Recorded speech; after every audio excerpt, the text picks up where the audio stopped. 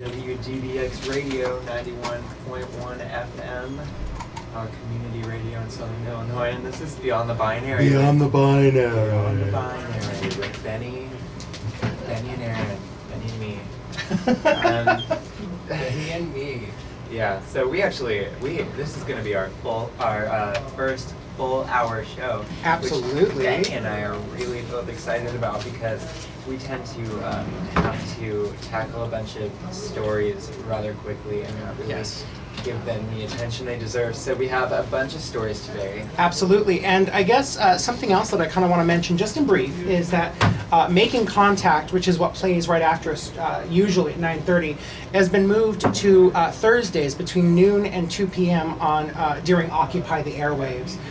Kyle will be playing Making Contact during his show now. So here we are now with our hour-long show.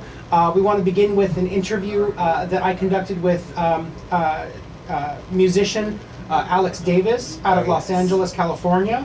So we're going to start with that and then segue directly into one of his songs. Oh yes, let's do this. And what is it that you referred to Alex as on the interwebs? He's a hunky trans artist. He is a very good-looking guy. All right, well, here it is. Alex Davis, the interview. Thank you. Oof, that was Alex Davis. And that was also, of course, the interview with Alex Davis. And you can find out more about Alex Davis on his website, LuckyAlex.com. That song was also Man of the Year. That was Man of the Year. Comes off of his album, also of the same name, Man of the Year. And a little later in the show, we will also play a song from his most recent album with the Airy Sisters that he talked about in the interview. Right. Called Wheel the Wind. The album's called Wheel the Wind, and so is the song. So we'll play that in a little bit. But yeah, I remember seeing him live, though, at the, the Long Beach Pride, Trans Pride? Yeah, uh-huh. Yeah. Well, it was Long Beach Gay Lesbian Pride, and it was our first year we had a transgender space or stage, and it was a stage all for trans artists. That was really cool to see him. Yeah. He was mesmerizing. He was great. He's such a great performer as well. So please check out his website, LuckyAlex.com. All right, on to our slew of news. Yes. All right.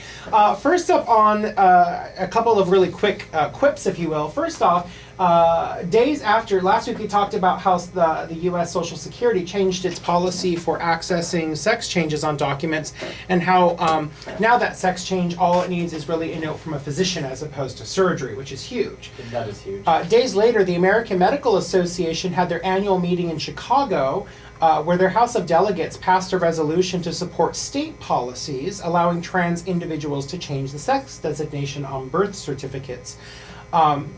Based on a physician's verification. So the actual policy or resolution reads, quote, that our American Medical Association support policies that allow for a change of sex designation on birth certificates for trans individuals based upon verification by a physician that the individual has undergone transition according to applicable medical standards of care. What does that mean? Well, what that really means is that, at least how I'm understanding it here, is it really empowers the physician to make the decisions as opposed to the state. Well, I should say the other way around. What it's saying is the American Medical Association is taking a stance and saying, if this is what the policy is, and if this is what the physician says, we need to start following the physician. So is the physician the one who's directly under the care of is directly, caring for the trans individual? Oh, that's great news then. Yes. Because, a lot of trans people actually really like their doctors. It's really good. Yeah, because you create I think an environment of care with these individuals, with your physicians, and I think that that's really an important move. And so I think what this resolution is saying is that we're empowering the physicians more so.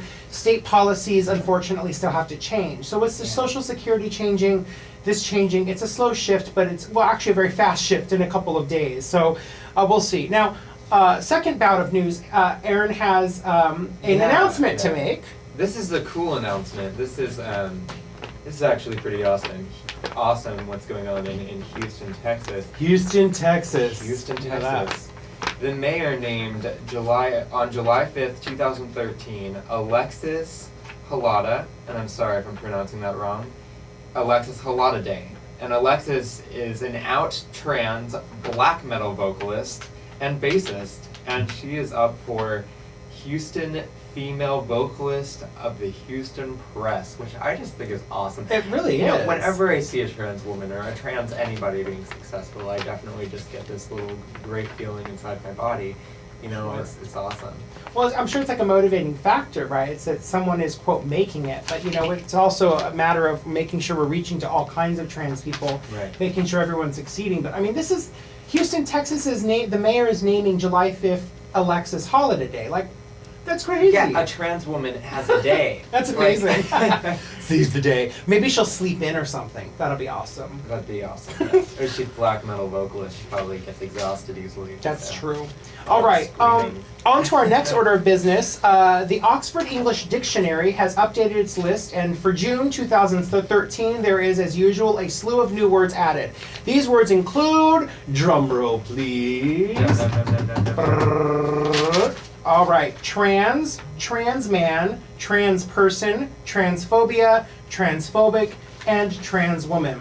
These are now official words in the Oxford English Dictionary that can be drawn upon as well as elaborated upon in terms of what they mean. Just like we're real people now. Yeah, well, yes, right. And so now when someone, if you use the Oxford English Dictionary as a measure of what's a real word, quote unquote, then now someone, if you were to say that's transphobic, someone can't say that's not a word. You can say, bam, Oxford English Dictionary says it is. a word. Yeah. Now some other words that made it onto the June 2013 list. What are those? Post-racial. Okay. Ooh. Huh. Icky. That is icky. Mani-pedi. Oh, that's funny. Kombucha. What? Jolly hockey sticks. Interesting. I don't know what that is. A heart stopper. Oh, Flash mob. Fracking. cracking. And gam. Gam. Yeah, gam. Gam. G-A-M. Gam. I like to say that word. I do too. It's nice. Gam. So those were some interesting new additions to the Oxford English Dictionary that we wanted to share with you all. So let's go to move on to some of the news here. The first order of business, Aaron has a story to bring to you all. Is this that we want to cover the Fox News one? Is that what No, let's say that to the end because if we ever run out of time, it's okay to say goodbye to those stories.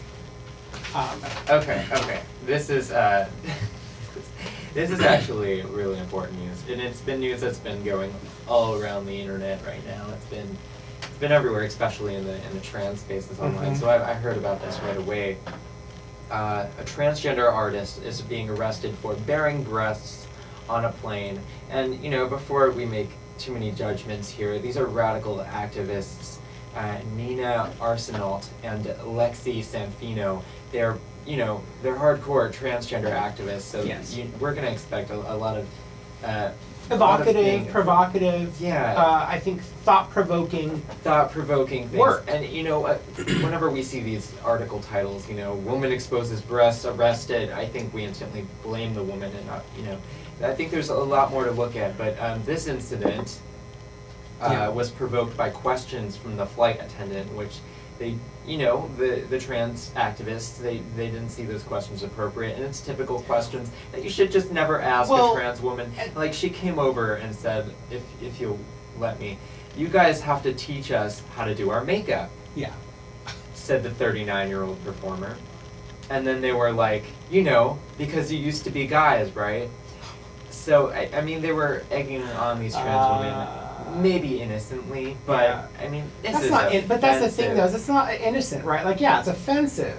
Like, that's offensive. inappropriate words.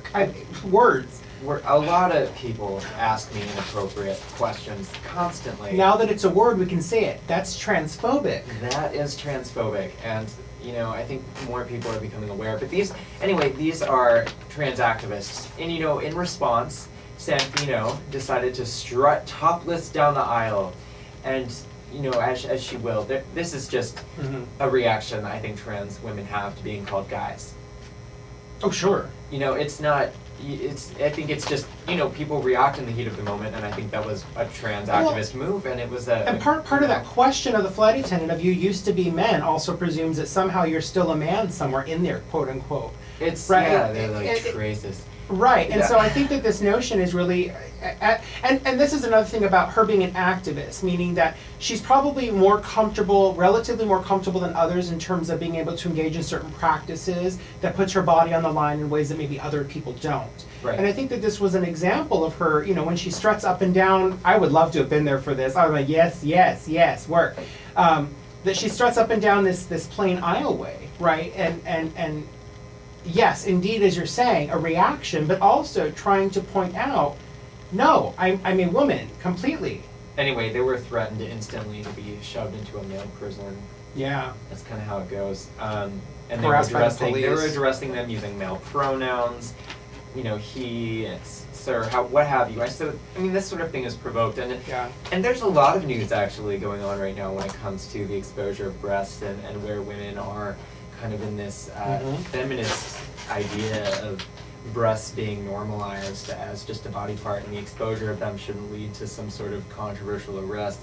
A lot of trans women are arrested. I think a lot of women are in general harassed for, exposure of their breasts. And in that being such a problem, New York City actually recently, made it legal for women to be topless on the streets. And of course many of them have been arrested, but the cops also had to be reminded that this was legal. Right. So, that's kind of, I think, awesome when it comes to what's happening for women and their bodies, Well, see, and it's like, there tends to be, on the occasion, some relatively, I hesitate using the word, but I'm going to use it. Do it. Naive questions about what's the big deal with this? Why does it matter? Well, it's not just that this type of response from the police is just affecting trans bodies. This is where, as you're saying, we get to a broader feminist politic as well, that's saying that there's a double standard that's being enacted against different bodies. Right. The trans woman specifically is experiencing that as a body that has traversed gendered and sex boundaries, that is struggling to make sense, I guess, of herself when like a system refuses to allow her to simply be. And I think that's somewhat of a struggle, I think, for her, and I think that it really speaks to, again, like these broader politics. So, this is happening to trans women constantly, and where it becomes a trans issue is how, the system sort of deals with trans people when they find out they're trans after taking them in. Like what happened to Ashley Del Val. This happens. This is still, I'd say this is still recent news, where she was wearing a sheer top and she got arrested. Right. Right, and they didn't know she was a trans woman, but of course they have to do a physical and they find out. And it's really how trans women are treated from then on. Right. And that I think is this actually is going to bring us sort of to our next topic. Vivianne, actually this is a really good segue about basically police treatment of trans bodies, but particularly trans bodies and queer women of color specifically. The violence enacted against their bodies in very meticulous ways. And so I guess as we get into this notion of Vivianne Diega, I kind of want to talk about, just real quick, the folks you're talking about, right, is that once these trans folks get into, quote, a system, right, like this particular story here, is that one of the threats being used against these two women in the airplane is that they were being threatened, saying we might have to put you in a male facility. Like that's not a neutral, empty threat. That's not a neutral threat. That's an awful threat that really gets enacted specifically against trans women. And right. So I guess that being said, do you mind if we move into Vivianne Diega to the story here from Los Angeles? We can move in there because we could talk about this forever. Well, sure, and I definitely operate from a position of how do we move forward? How do we learn more from here? This is the funny thing, though. Mm-hmm. If I can just briefly say, Go ahead. This is also where it gets ironic. This is where trans women lash out. Is when they get threatened to be shoved in a male prison, right? Then they feel like this is what they said. Let's face it. If you're legally male, it's not illegal to remove your top. And you know what I mean? Like that's I think why a lot of trans women react that way is when they're threatened to be put in a male prison. Right. Then there's this sort of like. Then why are you there then? If you're in a male prison, you shouldn't be there if you're there for your top being off. Right, that's a double it's this double standard, it's horrible. Well, and I think it really reflects that the system just Right, doesn't have it's a way not. to frame, see, experience bodies that are queer in all kinds of ways, right? The same way that we can talk about a mixed race body that just can't be categorized, a trans body that cannot be categorized with the tools that we have access to. Okay, I think I'm ready to move on from this, but it definitely makes me emotional. Yeah, understandably so, and admittedly so, this as well will be an emotional roller coaster as we move into Vivianne Diego. Yeah. Excuse me. Roughly 2:15 in the morning on May 31st, Vivianne Diego, a trans woman, a Latina trans woman, left her work in Hollywood. Right. I guess she was a barista at a place called Beso. And as she was walking away, a white man started yelling transphobic slurs at her. Wasn't it a group? I thought it was a group. Well, it was a group, but it's primarily led by this one white guy. So yes, there are in fact 4 men, a slew of dudes, if you will, a gaggle of men, led by this one white guy particularly, who were yelling transphobic, hateful responses. I'm going to go on a limb and say 4 white men were walking after a Latin woman, and we'll probably say some racist slurs were probably in there too. I don't think that's too far-fetched to assume. But yes, we're still assuming there, but specifically at least some transphobic comments were made. Vivianne tried to get away. The 4 men caught up to her, knocked her down,